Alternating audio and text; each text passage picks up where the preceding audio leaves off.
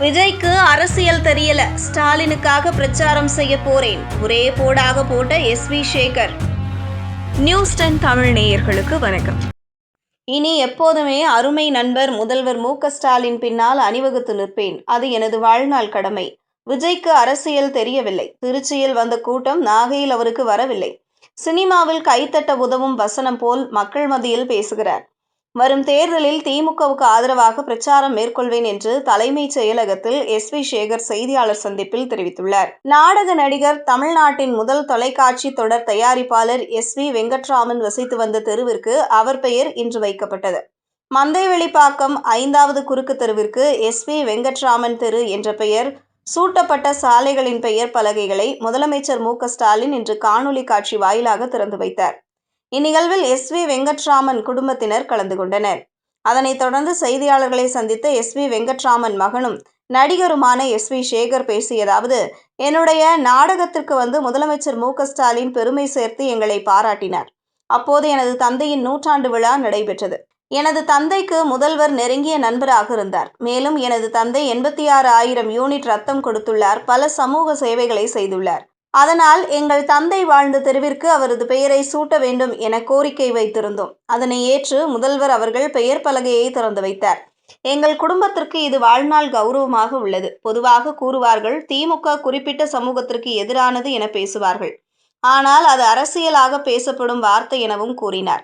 எல்லோருக்குமான முதலமைச்சர் என எப்போது கூற ஆரம்பித்தார்களோ அப்போது இருந்து அவர் அப்படித்தான் உள்ளார். அனைத்து சமூகத்தின் சார்பிலும் நன்றியை தெரிவித்துக் கொள்கிறேன். இனி எப்போதுமே அருமை நண்பர் முதலமைச்சர் மு.க. ஸ்டாலின் பின்னால் அணிவகுத்து நிற்பேன், அது எனது வாழ்நாள் கடமை என கூறியுள்ளார். வரும் தேர்தலில் திமுகவுக்கு ஆதரவாக பிரச்சாரம் மேற்கொள்வேன். எம்.ஜி.ஆர். கோடம்பாக்கத்திலிருந்து நேரடியாக கோட்டை வரவில்லை எனவும் 20 ஆண்டுகள் திமுகவிலிருந்து திமுக வளர்ச்சிக்கு பாடுபட்டு திமுக ஆதரவளித்து அதற்கு பிறகு திமுகவில் சிறிய பிரச்சனையிலிருந்து வெளியே வந்து கட்சி ஆரம்பித்து முதலமைச்சர் ஆனார். சினிமாவில் பாட்டு பாடிவிட்டு கட்சி ஆரம்பித்து முதலமைச்சர் ஆனார் அல்ல. விஜய்க்கு அரசியல் தெரியவில்லை. சென்னை தீவுத்திடலில் கண்காட்சிக்கு வரக்கூடிய கூட்டத்தை விடவா விஜய்க்கு கூட்டம் வருகிறது? அவருக்கு கூடும் கூட்டம் ஓட்டாக மாறாது. திருச்சியில் வந்த கூட்டம் நாகப்பட்டினத்தில் வரவில்லை.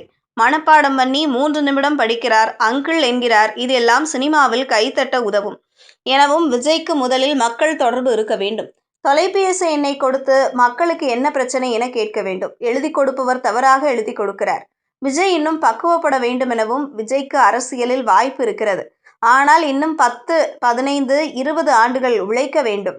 சனிக்கிழமை மட்டும் வந்து பேசுவது சரியாக இருக்காது. அரசியலில் 24 மணி நேரமும் செய்யக்கூடிய ஒரு சேவை, அதை புரிந்து கொள்ள வேண்டும்.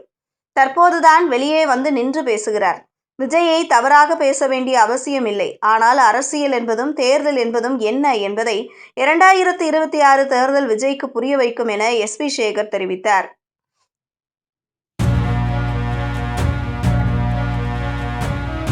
செய்திகளை உடனுக்குடனும் துல்லியமாகவும் தெரிந்து கொள்ள நியூஸ் 10 தமிழ் சேனலை பின்தொடருங்கள்.